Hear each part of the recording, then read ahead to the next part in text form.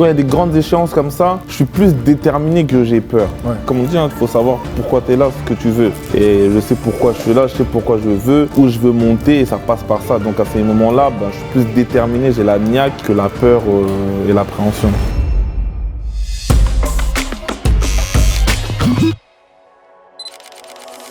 Je m'appelle Ezoya, je suis barbeur. J'exerce ce métier depuis maintenant une dizaine d'années. Je coiffe beaucoup de personnes, footballeurs, acteurs, chanteurs, rappeurs. Je kiffe le moment que je vis avec eux. C'est pour ça que j'aimerais vous les partager.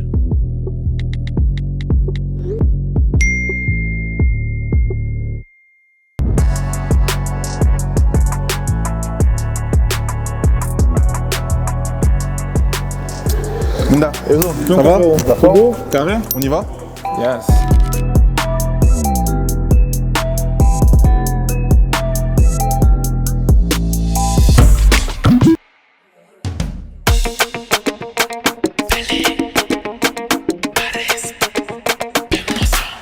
Je m'appelle Munda Mannequin, je suis un artiste français. Hop, je stop.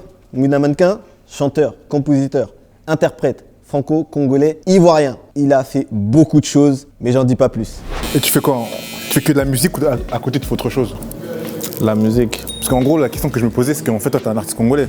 Yeah. Aujourd'hui, en vérité, la musique congolaise, c'est quelque chose de fort. Comment ça se fait qu'en Afrique, aujourd'hui, il n'y a pas d'Assasem, il n'y a pas autant de labels que dans certains pays, comme par exemple le Nigeria ou... Après là, je vais rectifier, parce que tu m'as dit que je suis un artiste congolais. En fait, je suis un artiste d'origine congolaise. Je suis un artiste français. Je sais que ma nationalité est française, mais je suis d'origine congolaise et ivoirienne d'ailleurs. Et je suis très fier de mes origines. C'est pour ça qu'aujourd'hui, ma musique, elle reflète beaucoup les festivités de l'Afrique. Par rapport à ça, ouais, malheureusement, les structures font que c'est pas bien développé.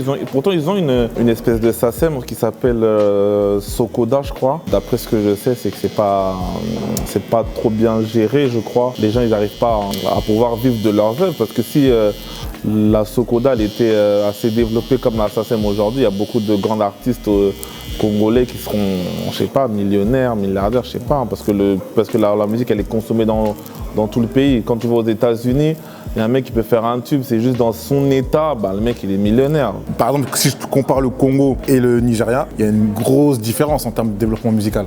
Ouais, effectivement, même au cinéma, ils ont même des séries, ils ont des films. C'est beaucoup plus développé qu'au Congo-Kinshasa, même qu'au Congo-Brazzaville. Je pense qu'ils sont aussi assez solidaires. Ils ont dit que si chacun ramène sa pierre à l'édifice, l'édifice il va faire que monter. Je pense que c'est comme ça aussi qu'ils sont arrivés où ils en sont aujourd'hui. Oh, ils ont un barbeur. Il y a trop de bruit. J'entends rien avec ta tondeuse. La musique, ça t'a ouvert des portes. Je pense que toi tu le sais, tu vois, je peux voyager, je peux rencontrer des personnes que j'aurais pas eu à rencontrer, je peux faire des choses. Comme qui par exemple, des personnes que tu pensais pas rencontrer? Ouais, j'ai eu à rencontrer par exemple des ministres au Congo. Par exemple, t'as Taiki, t'as Fally Ipupa, tu vois. Munda, t'as des rêves, hein? Méchant. Et puis j'ai vu, t'as fait son avant-première dernièrement. Ouais, j'ai fait l'avant-première de son concert historique au Stade des Martyrs devant 120 000 personnes, tu vois, c'est grâce à ça.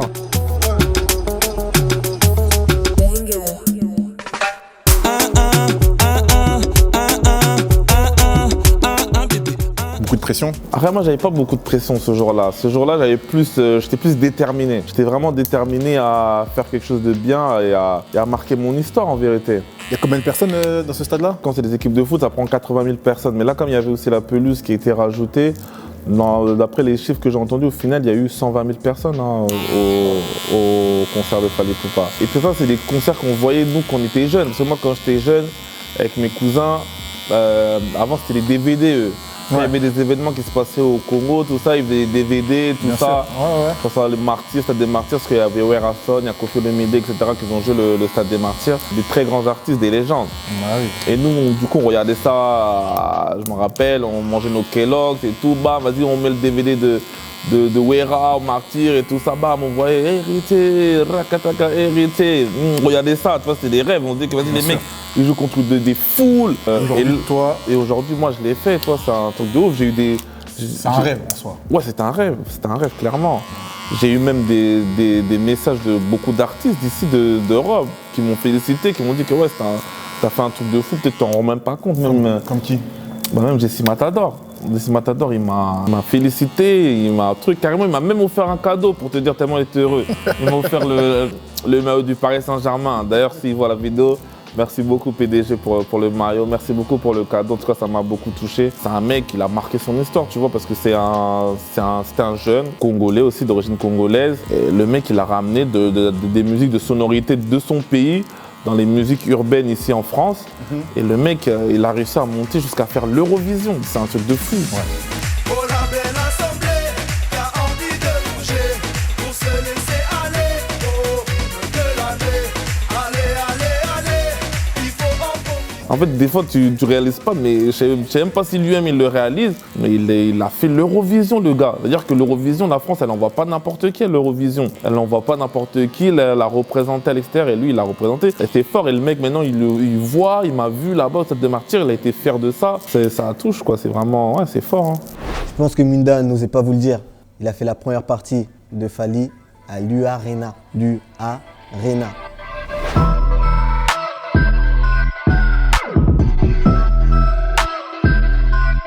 Quel est le tournant négatif ou positif dans ta vie, dans ta carrière, qui a fait qu'il y ait eu ce changement? Le tournant, réellement, c'est Tchougol. C'est la sortie de ce single-là. Tchougol qui m'a ouvert tellement de portes, qui m'a fait faire tellement de choses, tu vois. Au départ, ça part comme un délire avec des cousins, avec des frères. Et après, tu vois que le son, il est repris partout en Afrique, tu vois, dans toutes les boîtes. Il est repris ici en Europe. En même temps, carrément, t'as dû m'envoyer des trucs, mais frérot, je suis en boîte à Paris, il y a ton son, je comprends pas. Dans des boîtes qui passent pas de son afro. C'est passé où? En France, en Angleterre En gros, Tchougol, je pense qu'aujourd'hui, arrête ça, c'est sans prétention. Hein. Aujourd'hui, je pense pas qu'il y a une capitale en Afrique, si le week-end il arrive, vendredi jusqu'à dimanche, où il joue pas le son, c'est pas possible. Non, c'est une réalité. Hein. C'est-à-dire que des fois, moi je reçois des vidéos, je reçois du Nigeria, du Cameroun, du Congo, de Côte d'Ivoire, du fort. Et le problème, c'est qu'il ne s'éteint même pas, donc c'est un truc de fou. Ça fait combien de temps du coup? Mai 2020, c'est ouf, c'est fort, tu vois. Jusqu'à aujourd'hui, après ça m'a permis aussi regarde, je suis parti, je fais le Stade de Martyrs, je suis même parti à Londres, au premier concert. T'as fait quoi à Londres? J'ai fait la première partie de Taiki. Ah ouais. De Taiki, et c'est son premier concert à Londres en plus de ça. C'est son premier concert à Londres. C'est-à-dire que quand tu arrives à Londres, tu te dis tu as un petit peu l'appréhension. Moi, je suis un artiste francophone. Est-ce qu'à Londres, ils connaissent le son? C'est pas possible.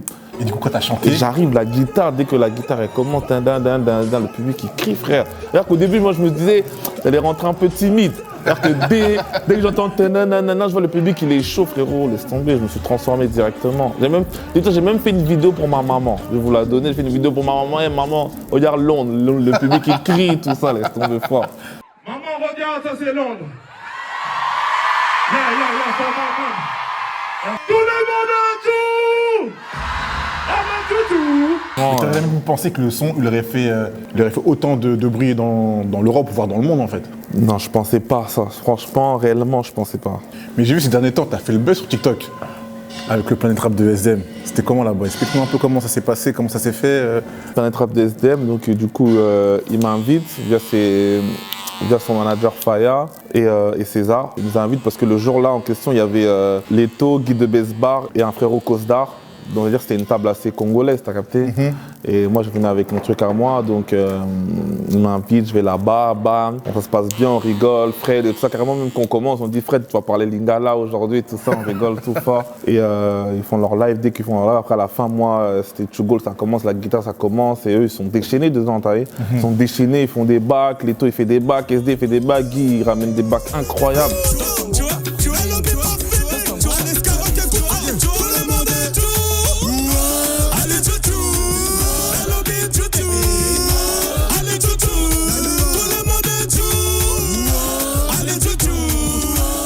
Sur TikTok, ils ont repris ça, enjaillé. Ça demande des remixes, tout ça, donc c'est fort, c'est fort. Bon retour du Planet Rap. Hein. Excellent retour. T'es un peu stressé ou pas du tout? Non, je t'ai vu en plus de ça avant, je t'avais dit que j'allais faire le truc, j'étais déterminé. En fait, des fois, quand il y a des grandes échéances comme ça, je suis plus déterminé que j'ai peur. Ouais. Je suis plus déterminé, et voilà, après dans la vie, comme on dit, il faut savoir pourquoi tu es là, ce que tu veux. Et je sais pourquoi je suis là, je sais pourquoi je veux, où je veux monter et ça passe par ça. Donc à ces moments-là, ben, je suis plus déterminé, j'ai la niaque que la peur et l'appréhension.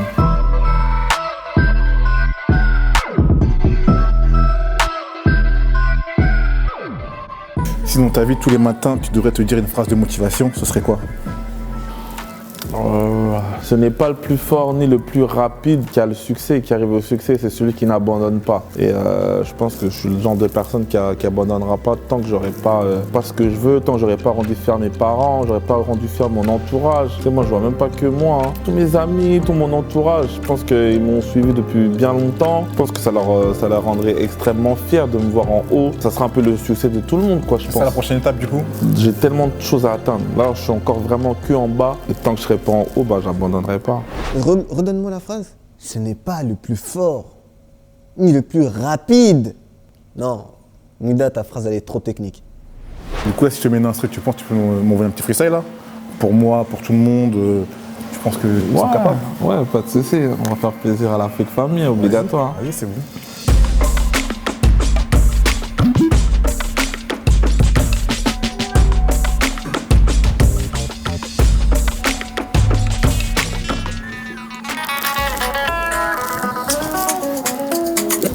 Ok.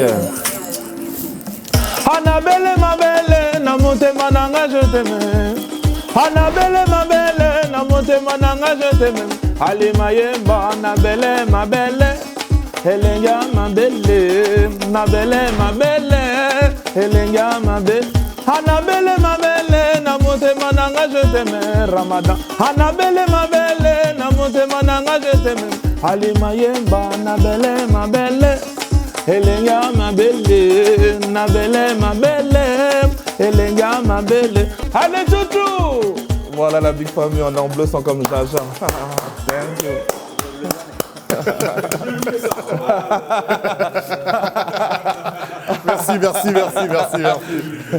Merci. Ah ouais, plus fort. Carrément, j'étais surpris. Ah ouais. Mounda, dis-moi, entre ces 5 personnes-là, dis-moi, qui tu penses sera au prochain épisode? T'as pris un air sérieux là, donc c'est sérieux, hein. C'est sérieux. Je pense quand même que ça sera My Nigga qui sera là au prochain épisode. Ok, c'est bon. On verra. J'attendrai ça avec impatience en tout cas. C'est bon.